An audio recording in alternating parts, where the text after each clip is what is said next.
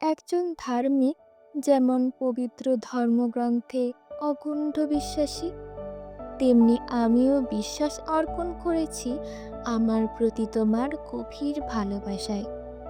এক মোহন মজবুত সুতোয় গ্রথিত আমরা দুজন। আমরা যে ঘর বানিয়েছি শূন্যের মাঝার, তার একটি ইটকেও খসাবার সাধ্যি নেই কোনো জলঢোষের কিংবা ভূমিকম্পের। আমরা পরস্পর লগ্ন থাকব যতদিন বেঁচে আছি। এটা তো খুবই সত্যি, আমাদের দুজনের দেহ আলাদা, কিন্তু অভিন্ন আমাদের হৃদয়, আমাদের কলব।